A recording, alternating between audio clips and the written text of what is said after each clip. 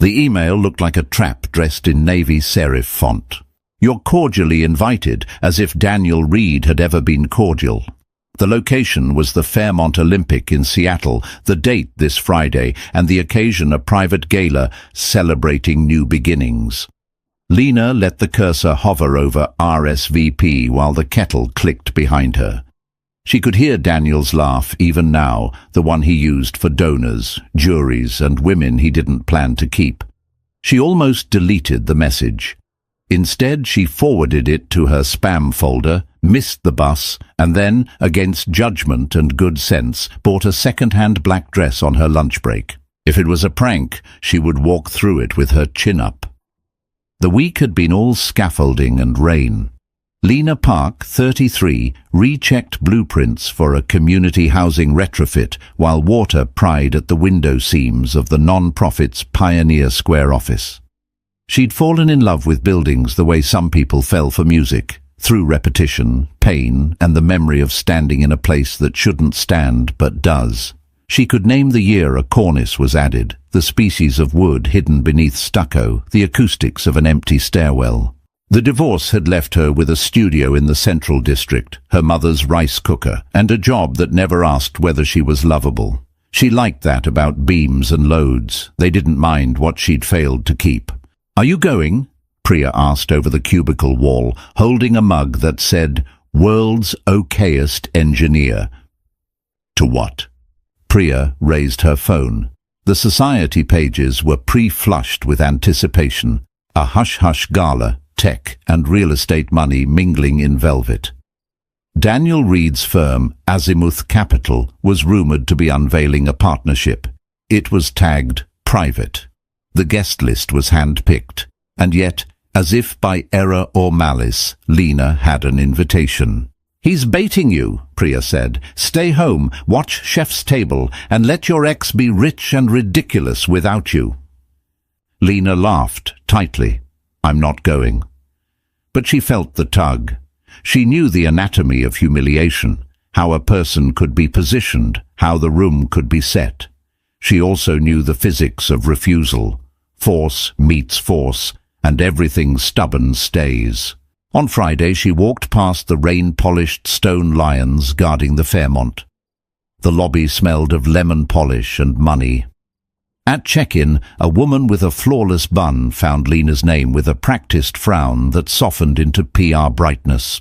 "Ms. Park, of course. The Azimuth table is to your right. It would be easier to leave." Instead, Lena slid a hand down the seam of her thrifted dress, lifted her shoulders, and entered a ballroom lit like a jewelry box. Seattle's wealthy had a style, a damp wool suiting disguised by candles, shoes somehow dark and new. Daniel stood near the stage, the same height, the same lean grace that had drawn Lena years ago when they'd shared a bus stop and a broken umbrella. His tie was slate, his eyes glass. When he saw her, he didn't falter. He smiled as if they'd planned to meet. "Lena," he said when she approached, "I'm glad you came." "Why am I here?" she asked. "Why is anyone anywhere?" he replied, a philosopher's shrug perched on a viper. Then he laughed, and his colleagues laughed, and a woman in gold, Eva Wyeth, the philanthropic daughter of a shipping empire, looped her arm through Daniel's. "This is Eva," he said, "my fiancée." Lena tasted metal. She nodded to Eva, whose beauty was a knife wrapped in tissue. "Congratulations." "It's good of you to be gracious," Eva said, tone neutral in a way that cut. Lena pivoted to leave, but then saw the photographer. The white bounce card like a sail trained on her face. She understood, too late. The invite wasn't for reconciliation. It wasn't even cruelty for cruelty's sake. It was content, a story. The ex-wife meets the fiancé, see how well she pretends. A clip to be sent around private chats, her face pinned like a moth. "Excuse me," she said, and nearly made it to the corridor when the room quieted with the prelude to power. Someone was taking the stage.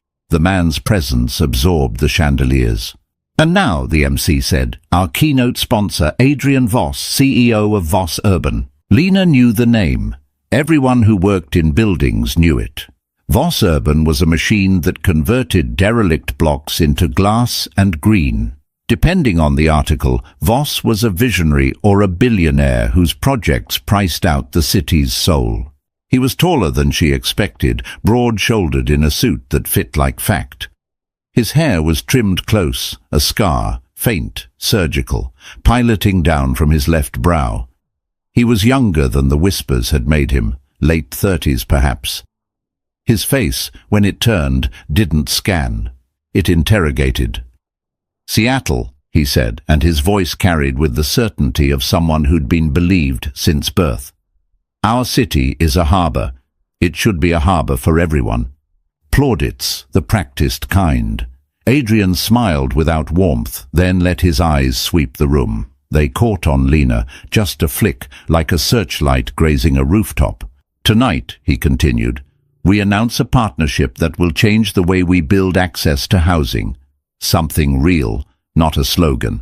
But first, I have a personal announcement." Daniel's attention sharpened. Ava's hand tightened around his arm. Adrian's gaze returned to Lena, as if called. "I know this is unorthodox," he said, "but I learned a long time ago that timing isn't ours. It's the city's, it's the weather's, it's the work's. So, I'm engaged." Silence, a collective blink, then a rustling storm of whispers. He lifted a hand. "To keep the speculation honest, I'm engaged to Lena Park." The lights collapsed to a single frame, Lena's face, white in shock. The photographer's shutter hiccuped. Daniel's mouth opened, no words. Lena didn't move. She felt the room tilt like a pier in rogue wake. Adrian began walking toward her without breaking eye contact, the crowd parting. "Miss Park," he said when he reached her, voice pitched low. "May I borrow you?" She found her voice thin but whole. "I don't know you." "True," he said softly, "but I know what they intended." His eyes flicked past her to the flashbulb. "Play along for 2 hours, then tell me to hell. You'll leave with your head high." "This is insane," she said. "So is letting them feed you to the lions." He extended his hand. She hesitated, then took it. "Some choices aren't right or wrong. They're a map drawn after you've already started walking." They stood together under the chandelier's drift. Adrian didn't squeeze Lena's hand, didn't lean possessively. He simply existed in a way that forced the room to reorganize around the idea of them. The PR girl materialized like a stage whisper and asked for one photo. Adrian said, "Later," without looking at her. "Adrian, your office said nothing about this," someone said. Sloan Harrow, Voss Urban's communications chief, all precise hair and red-rimmed glasses. "We need to align messaging." "We're aligned," Adrian replied. "We're engaged." Lena could feel 1,000 assessments dragging across her unadorned neckline, the thrift store fabric, the absence of a ring. She leaned toward Adrian. "What's your game?" "Daniel Reed's fun," he murmured. "Eva's content. But their hobby is a machete. It's cleaner if I dull the blade." "I didn't ask for your rescue." "No, but you didn't ask for their performance either." A tray of champagne interposed like a plea. Adrian took 2 flutes, offered one to Lena. She held it for something to do with her hands.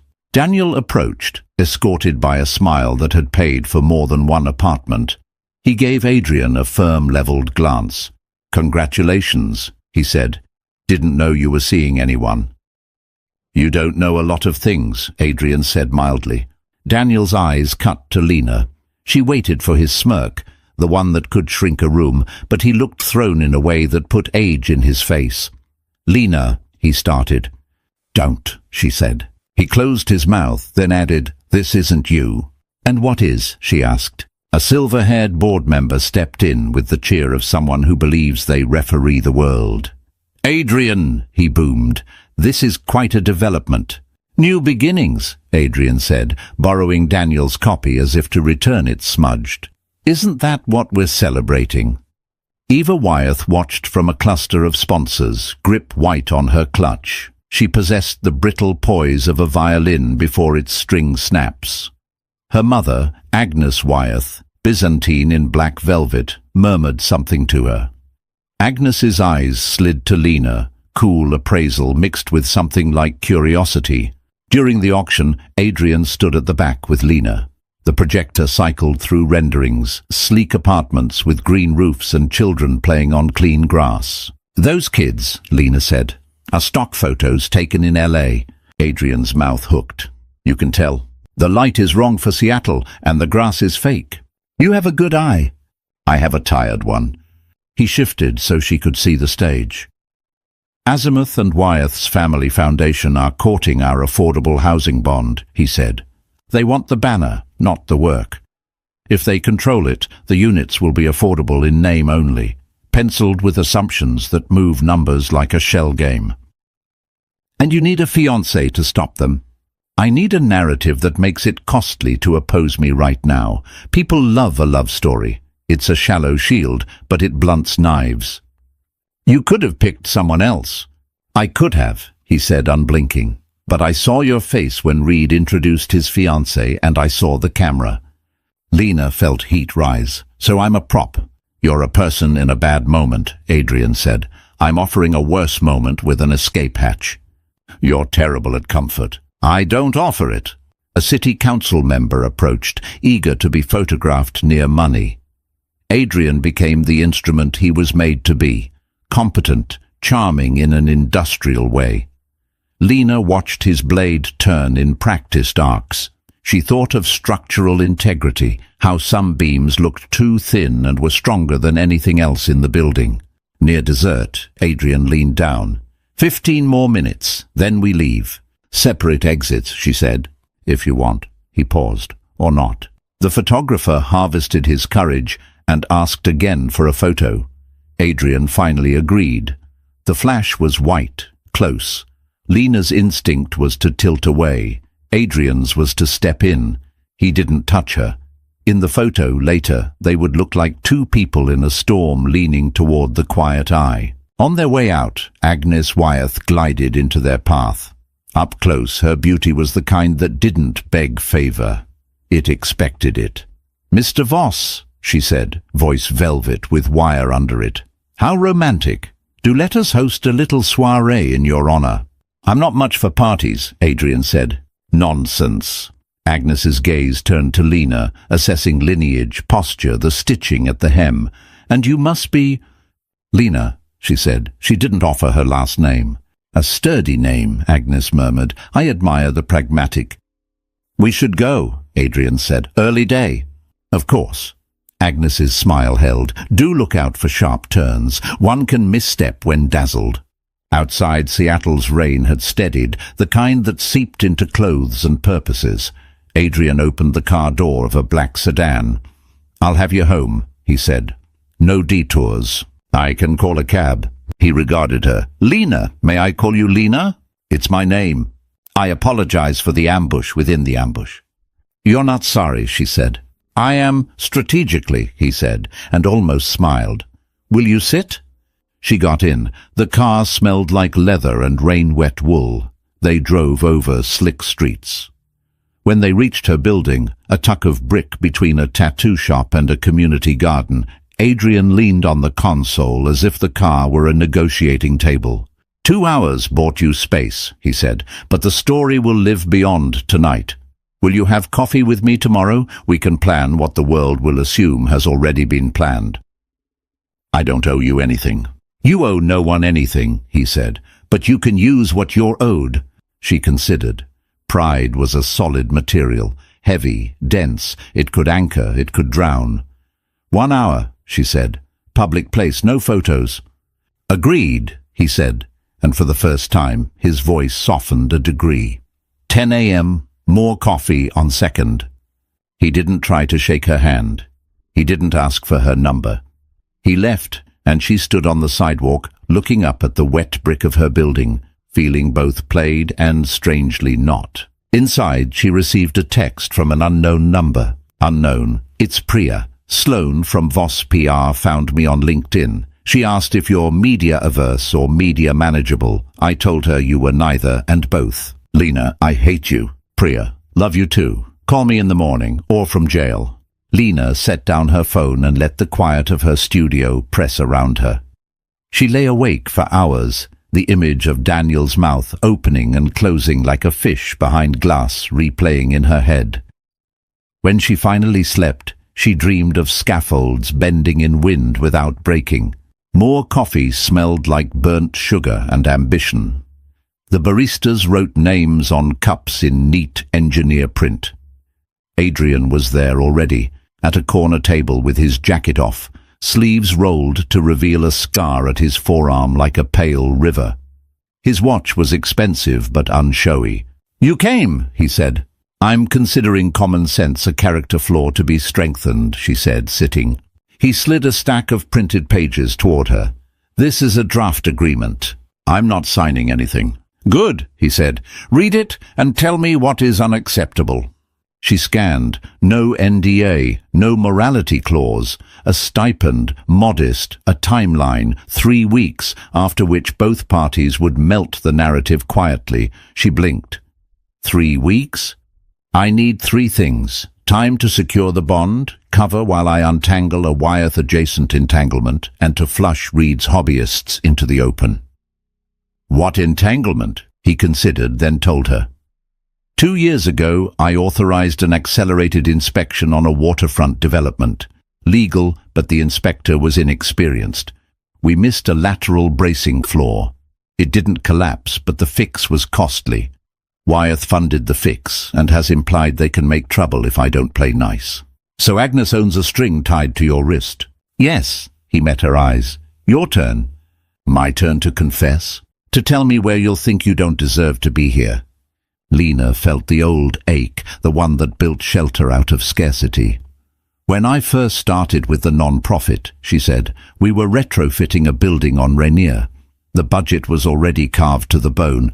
I let a subcontractor talk me into cheaping out on seismic anchors because the model said they'd be fine. They weren't. Not a collapse.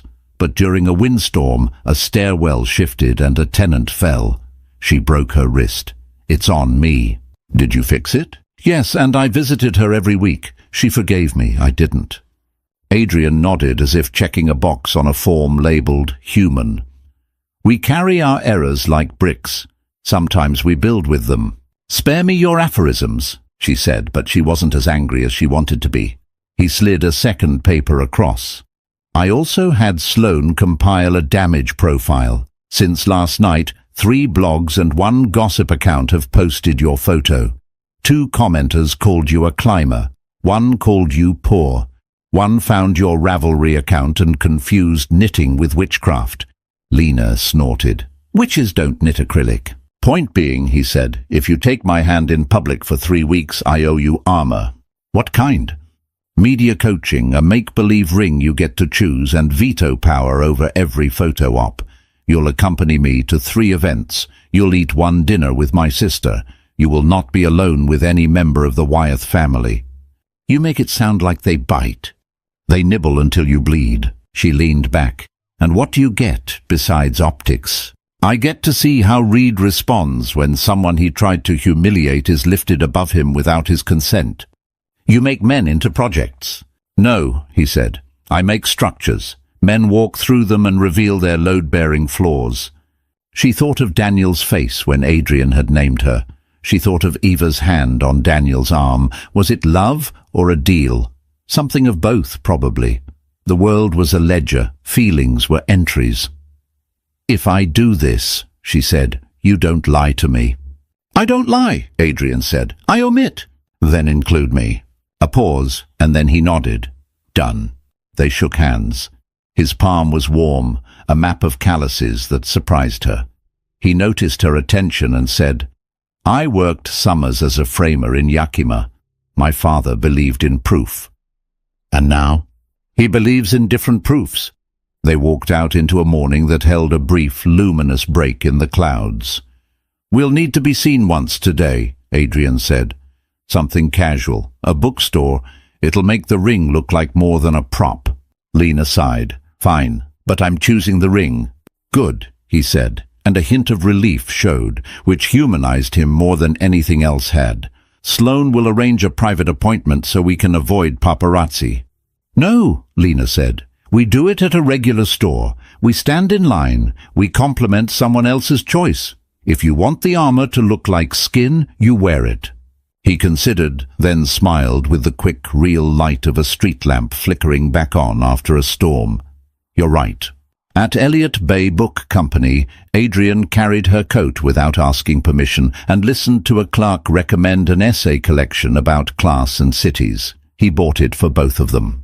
At a small jeweler on Capitol Hill, Lena chose a thin gold band with a tiny marquise diamond set sideways, the least showy ring in the case.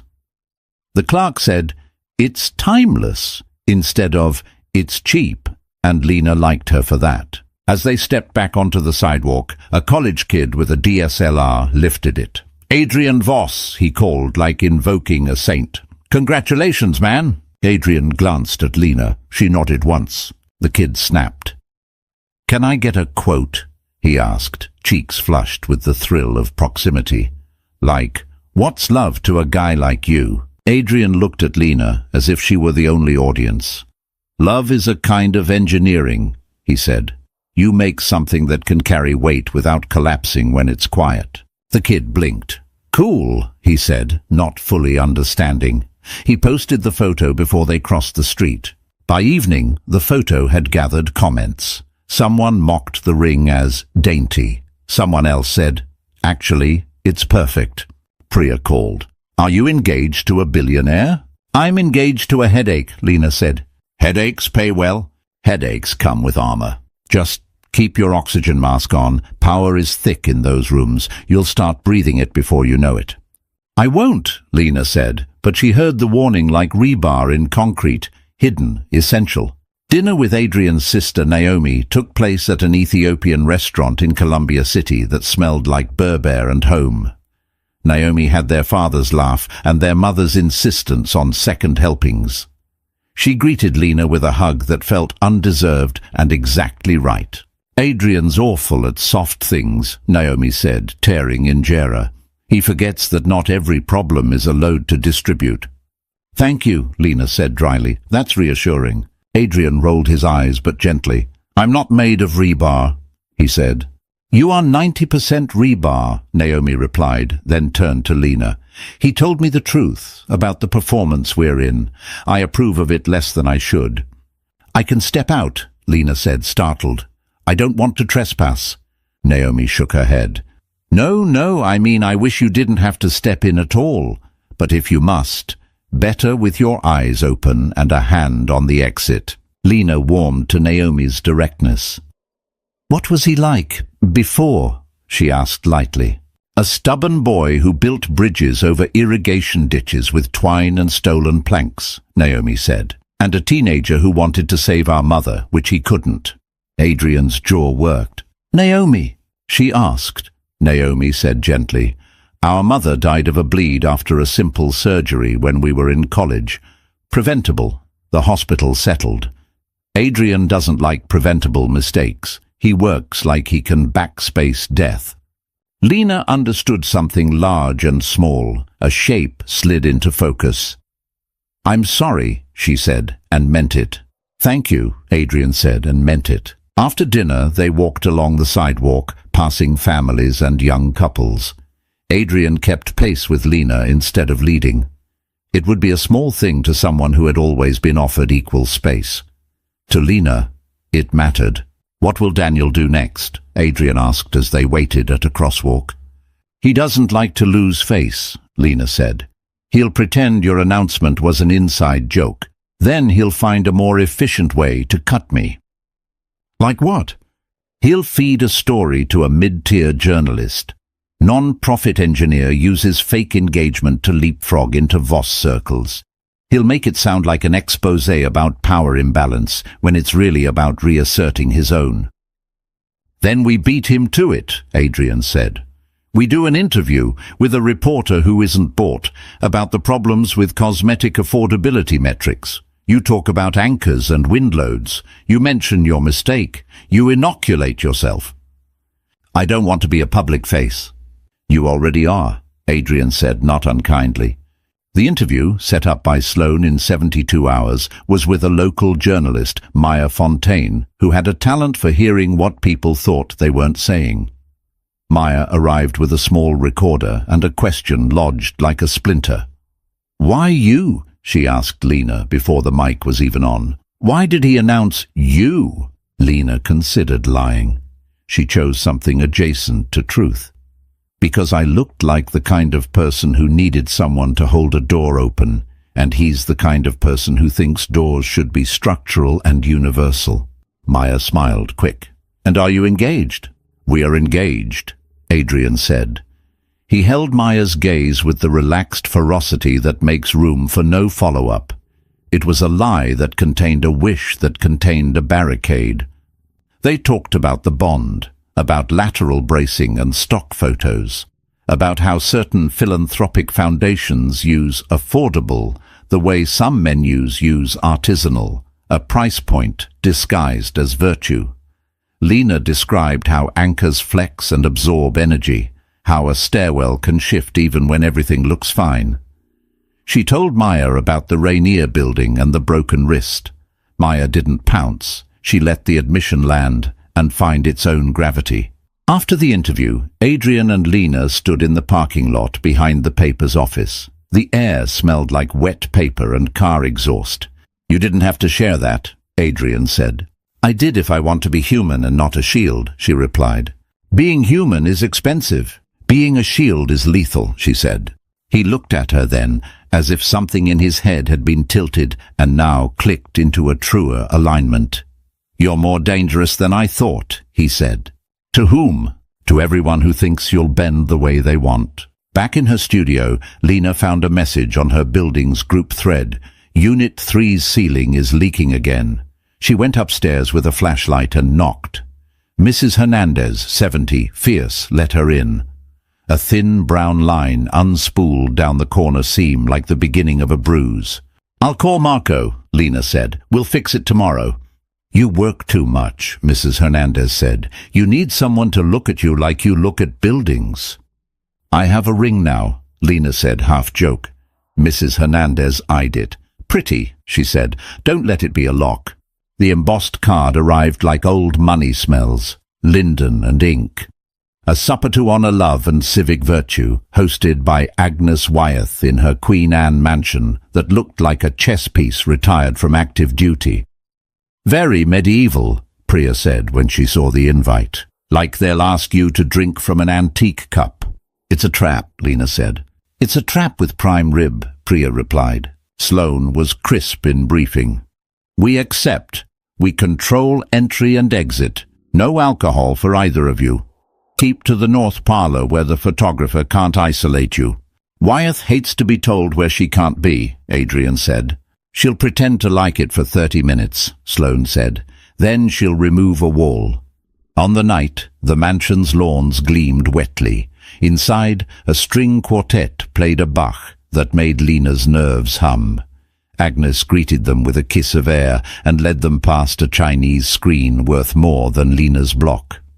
Eva stood by a window, a pale ember in silk, her attention toggling between Daniel and a woman in a navy dress. A reporter, Lena realized, the expensive kind that calls it a profile. Agnes circulated them like rare wine. Her compliments landed like invoices. "So refreshing," she told Lena's dress. "So unpretentious." In the north parlour, Adrian positioned them near a painting of a storm at sea. "Storms are honest," he murmured. Agnes summoned them with the subtlest tilt of her chin.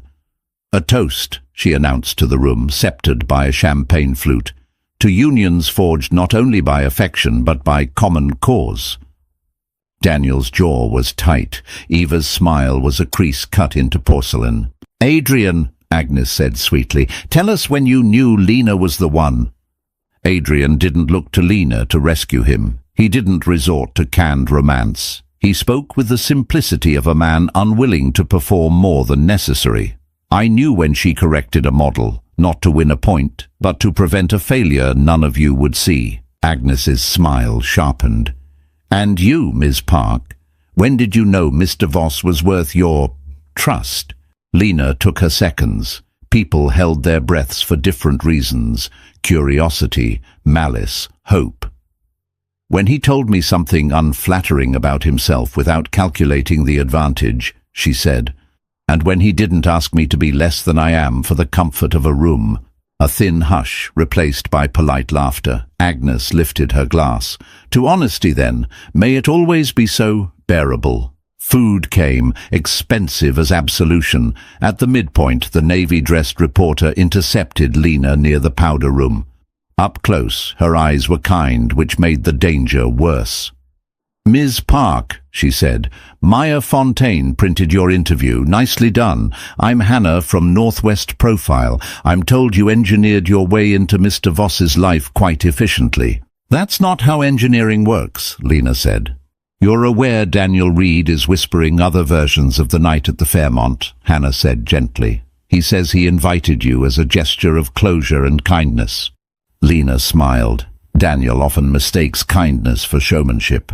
"And the engagement?" "We're engaged," Lena said. The lie had a texture now. It scraped less. Hannah hesitated, then lowered her voice.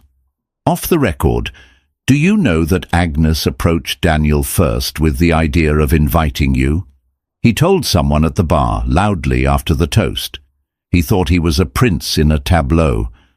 Agnes needed him to believe it." The ground shifted. The trap inside the trap revealed a hinge. Lena thanked Hannah and returned to the parlor, gaze sharpening to new angles. On the far side of the room, Agnes was speaking to Adrian's legal counsel, a quiet man whose suits apologized for their cost. Her hand rested on his sleeve in a manner that suggested either flirtation or indictment. Lena crossed to Adrian. She spoke low, at the place where speech becomes thought. "It wasn't Daniel's idea," she said. "Agnes engineered the invitation. Daniel's a useful idiot. The humiliation was a pilot. She wanted to see how you'd respond. She wanted you to declare something without preparation." Adrian stilled. "Why?" "Because then she owns your timing," Lena said, "and she owns me unless we take that away." "How?" "By telling the truth, almost all of it, first. Not to press. To the room that built the trap." "You want to toast?" Adrian said, a half laugh. "I want to remove her wall before she thinks to." He weighed it, then nodded. He took a glass, raised it. "Agnes," he said, and the name silenced like a bell. "Thank you for hosting us, and for testing our load." Soft laughter, and then alertness, as people understood this would not be ordinary. Adrian motioned to Lena. She lifted her own glass. "I was invited to the Fairmont as a prop for someone else's story," she said. "Mr. Voss interrupted that story with his own. Tonight I'd like to interrupt the interruption with permission." Eyes, knives, the whisper of money. Ava watched with a small hunger that Lena didn't know how to read. "I don't like being used," Lena said, "but I understand strategy. Agnes understands it better. She knew that humiliating a woman in public might provoke a man into a declaration that could be leveraged. She was right." Agnes smiled, teeth. "Flattery, my dear, is a tonic." "It's an X-ray," Lena said. "The good news is, our bones are intact. The better news is, the story ends tonight. There will be no more staged surprises. If we continue to be engaged, it will be because we choose to be, not because a room or a check requires it." A murmur twisted through the guests. Someone coughed. Rich. Agnes inclined her head, bracing candor. "Bracing is good for earthquakes," Lena said, "and for rooms like this." Daniel's mouth opened, a fish again. Eva's knuckles bleached and then released, as if she'd been holding onto a cliff with one hand and had finally pulled herself over. The quartet, uncertain, began to play something softer, as if music could smooth what words had creased. After, in the coatroom's hush, Eva approached. Up close, her perfection blurred into something human. "I didn't know about the invitation," she said. "I mean, I knew, but I didn't know like that. I thought it was elegant." "It wasn't," Lena said, not unkindly. "I'm leaving Daniel. Eva blurted, as if the words had been trapped behind her teeth and finally broke free. Not because of you, because I keep becoming versions of myself that I don't like in rooms like that. Lena believed her. Good, she said. Leave the room, not just the man. Eva nodded, eyes bright. Don't let him, she added, glancing toward Adrian. Turn you into a project. I won't, Lena said. She hoped it was true. The Bond vote approached like weather. Editorials sprouted. The interview with Maya aged into context. Photos from the bookstore and the Wyeth supper circulated, captioned with opinions that told on the captioners more than the subjects. Lena learned the hard skill of not reading comments after midnight. At the non-profit, a donor threatened to withdraw if Lena didn't tone down her personal life. The executive director, a woman who believed in both morals and rent, said, "We'll survive without him," and meant it.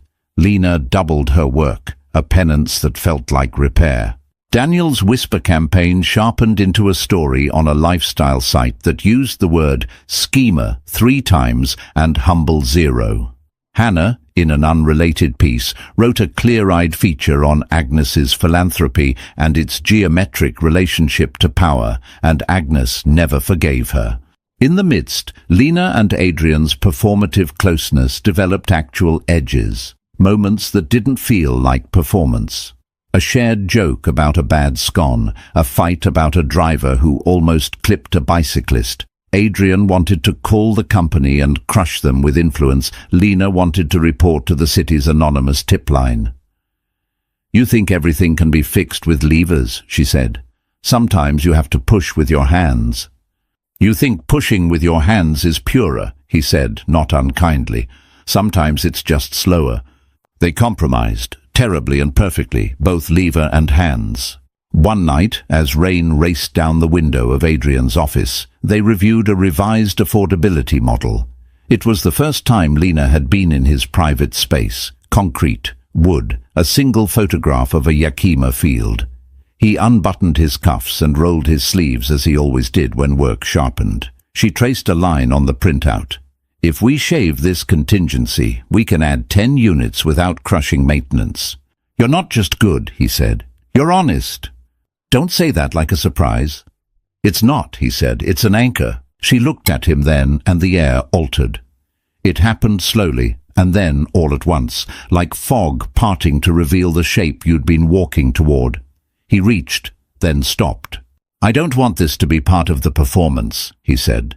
"It won't be," she replied, equally terrified and equal to it. They kissed with the tentative respect of people who have both been weapons and don't want to be again. It wasn't fireworks, it was heat, finding a home. After, they didn't announce or pivot their public choreography. They simply moved with less calculation and more breath. Which is why the betrayal, when it came, felt like a beam failing in what should have been quiet. A week before the vote, a leak hit a major paper.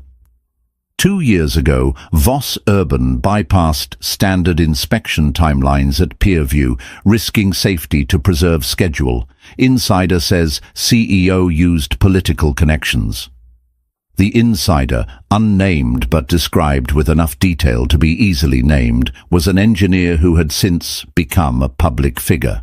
The implication was elegant. "Lena," Sloane called at 6 a.m. "Did you talk to anyone besides Maya?" she demanded. "No," Lena said, stomach gone. "I told Maya about Rainier, not Peerview." "We didn't tell the Peerview story to anyone," Sloane said coldly. "You knew. Adrian told you." Lena couldn't breathe. "Did he?" "Yes." Adrian arrived at her studio 10 minutes later, rain on his hair, the look of a man who is both furious and careful. "Did you leak it?" he asked. "No," she said. "Did you think I would?" He paused. Anger flickered, a thing with right angles he was used to controlling. "No," he said. "But Sloane thinks—" "Sloane thinks in PR," Lena said. "I think in trust." He closed his eyes. When he opened them, they were tired. Then someone else in this circle did. "Agnes," Lena said. "She knew enough." "Or Daniel," Adrian said. "He heard enough." "Or Naomi," Lena said, then immediately, "No, not Naomi." "Not Naomi," he agreed. They traced the proof lines. The article's details matched a memo Adrian had emailed only to two people, Sloane and legal counsel. The legal counsel had been seen in close conversation with Agnes at the supper. "He's clean," Adrian said automatically. "He's been with me 8 years. Then he knows how to keep the knife from leaving prints," Lena said. Adrian looked at her as if she'd said something he'd half known, but hadn't let himself shape into words. "I'll handle it," he said. "Not alone," she replied. At the vote, the council chamber was packed. Activists, developers, reporters, people who lived in buildings other people merely bought. Maya was there. Hannah too. Daniel sat at the back, the way a man sits when he expects to enjoy the fall.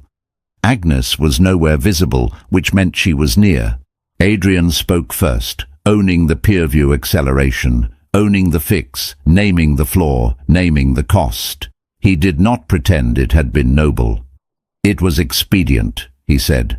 "Expedience is not a virtue. We paid, and we learned, and we changed protocol." Then Lena spoke, unplanned. She walked to the microphone because she could not. "You will hear a lot about trust," she said. "You should. I broke it once, in a stairwell, and someone fell. Mr. Voss broke it once in a timeline, and the city paid. We want a bond not because we deserve your money, but because you deserve the truth about how we build. The only way this works is if people like me stand next to people like him and don't look away." A council member who looked like he'd been born tired said, "Are you engaged?" "Yes," Lena said. She didn't look at Adrian. "But that's the least interesting connection between us." The bond passed by one vote. Outside, in the grey that always follows big decisions, Sloane pulled them aside. "Legal counsel resigned an hour ago," she said. Apparently he accepted a Wyeth consulting fee for philanthropic advisory. He didn't disclose. "We have the email. Agnes is good, but she doesn't use burner accounts. Old money believes the rules don't apply to parchment." Adrian exhaled. Something in his shoulders fell and stayed down. He turned to Lena. "I'm sorry I doubted even a fraction," he said. "You didn't, not really," she said. "But you will again someday, and so will I. That's why structures get inspected." He laughed, a sound that contained more relief than humor. "Come home with me," he said. "I have a ceiling to fix," she said. "Mrs. Hernandez, rain and all." "I'll come," he said. "You don't know how to spackle," she warned. "I know how to learn," he said. Daniel requested a meeting at a rooftop bar with a view meant to be posted. He arrived with a face arranged for contrition. Lena brought Priya, who sat 2 tables away, pretending to be deeply interested in a bowl of olives. "I'm sorry," Daniel began, hand around a glass of whiskey like a prop in a community theatre play about remorse. "I never meant—" "You meant exactly," Lena said. "You meant a story in which I was small." He flinched. "Agnes pitched the invite. She said it would be elegant. She said the photographer would be discreet. And you believed her," Lena said, "because you liked the picture she painted of yourself." He waited for her to forgive him. It was his habit. Women had forgiven his boyishness the way a city forgives rain. She did not. "You can apologize to the tenant whose name you gave to a lifestyle writer when you fed him my story," she said. "You can apologize to the intern who brought you your mail and read the photo captions aloud so you could laugh. You can apologize to yourself for being too easily entertained by your own cruelty. But you don't get to apologize to me and imagine that clears a ledger." He swallowed. "I'm leaving Azimuth," he said, a bid. "I'm going to a smaller fund." "That's not repentance," she said. "That's new branding." He deflated, then rallied. "Do you love him?" he asked. "Yes," she said, and the truth surprised them both with its alacrity. "He'll hurt you," Daniel said softly, and for once it didn't sound like a threat. It sounded like prophecy and regret. "He might," Lena said. "So might anyone. So did you." Daniel nodded. "I liked you best when you wore my sweaters like they protected you," he said, a selfish, small admission. "I like me best when I don't," she replied and left. Agnes, cornered even in her own house by a scandal that was the dullest kind, financial, called Adrian to offer a deal that sounded like a favor. "We should sit down," she said. "We are both reasonable." "You are reasonable when you must be," Adrian replied. "I prefer you when you're honest." "Honesty is a tool, not a virtue," she said. "I disagree," he said, and ended the call. Hannah's profile ran with a photo of Agnes beside a Renaissance portrait of a woman holding a small, nervous dog. The caption did not flatter. Eva, free of Daniel, opened a studio for textile artists in Georgetown and sent Lena a hand-woven scarf with a note, "Not a lock." Naomi called Lena on a Tuesday when the sky had committed to grey. "He's different," Naomi said. "Not because of the bond, because of you. Don't let him calcify. He will. He needs someone to shake him like a rug." "I can be wind," Lena said, and Naomi laughed. In the Central District studio, Adrian learned to spackle, badly and then adequately. He learned to cook one dish well, a stew that tasted better the second day. He learned to sit with Lena while she worked through models, passing her tea at appropriate intervals and not taking it personally when she swore at numbers. They fought like people who had learned how to stand their ground without salting the earth. He hated that she wouldn't move into his glass box on Western Avenue. She hated that he thought buying her building would be a love letter. "It would save Mrs. Hernandez from the next landlord," he said. "It would make me your tenant," she replied. He thought, then said, "What if I invest through a trust that you control? That's still you. What if we organize a tenant-owned cooperative?" he said, catching up to the principle instead of running ahead with money first. "I put in seed capital. You and the residents run it. I get paid back last." She smiled then, the way a building smiles when a load finds the right beam. The 3-week timeline had passed to a month, then 6. The ring stayed on Lena's finger because it belonged there now, not because it warded off cameras. They didn't set a date because dates are for narratives, and they were building a structure. Some days, Lena felt the power imbalance as a weight on her sternum. Other days, she felt it like wind at her back, pushing projects forward. One evening, on the roof of her building, their building now, in papers signed by neighbors who cried and laughed, Adrian set down a cooler of beers. Seattle spread below, all glass and stubborn brick. "Tell me something you didn't tell anyone," Lena said, cheek on her folded arm. "When Pierview blew up, I went to the waterfront at 2 a.m., he said. I sat on a pylon and counted to 1,000, because that's how my mother calmed me when I was a boy. I wanted to jump and see if the cold would rearrange me into someone who didn't make preventable mistakes." She turned to look at him, eyes narrowed against tears the wind wanted to own. "Did you want to die?" "I wanted a different self," he said, "but I'm learning to live with the one I get." "My turn," she said. "When you took my hand at the Fairmont, a part of me loved you immediately." "Not you," she corrected. "The idea of you. The rescue, the glory, the way everyone shifted. I hate that part of me. I also forgive her. She'd been hungry." "I can be both a meal and the person who teaches you to cook," he said, and she laughed. They made love like ordinary people doing an extraordinary thing gently. After, he asked, "Do we tell the world anything more?" "Only this," she said, "that we stayed." They did. Through a winter that cracked pipes and patience. Through a spring that brought a grant for their cooperative pilot. Through a summer when Naomi had a baby and Lena learned that fatigue can also be joy if it lives in a room with a crib. Through a fall when Agnes shifted her giving to arts and stayed 3 polite rooms away from housing. When the city cut the ribbon on the first project, financed by the bond and guided, quietly, stubbornly, by Lena's corrected models, the mayor thanked a list of people that included Adrian and also included 3 tenants by name. Lena stood to the side with a paper cup of coffee and cried like a person who had coaxed a building back from collapse.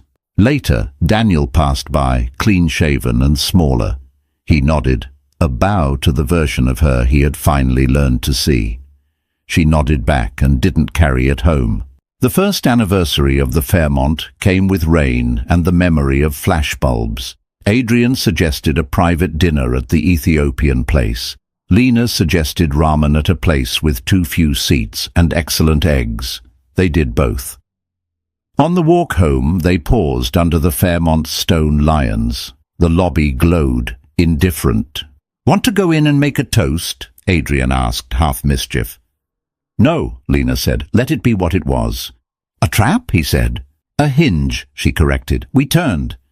He took her hand and she let him. The ring caught a streetlight and flashed the way small, true things do. "What are your terms now?" he asked, like a man whose first language will always be contracts and who has learned to translate them into promises. "Terms," she said. "No staged surprises. Inspections every 6 months. Of us. We sit down and tell each other the most unflattering thing we think and the most flattering thing we can't say without flinching.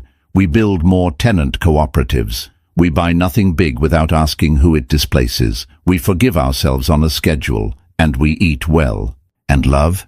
Love is a kind of engineering," she said, throwing his line at him because he deserved to hold it. "We make something that can carry weight without collapsing when it's quiet." He kissed her forehead, a soft schematic. "Deal," he said. They went home. Not to glass, but to brick holding steady against rain. If you're still here, thank you for walking with Lena and Adrian from a traplit ballroom to a roof where 2 people chose each other without performance. Stories like this aren't fairy tales. They're floor plans, lines drawn, corrected, redrawn, and finally built with hands that know their own strength. If you felt the sting of humiliation, the quiet courage of repair, or the relief of a structure that finally holds, I hope you'll keep this one with you. If this story moved you, tap like, drop your thoughts in the comments. Tell me the moment you would have walked out or stayed, and share it with someone who loves messy, redeemable people. For more grounded, cinematic fiction where power meets heart and characters earn their endings, subscribe and ring the bell so you don't miss the next one. Until then, be kind to your buildings and to the people inside them.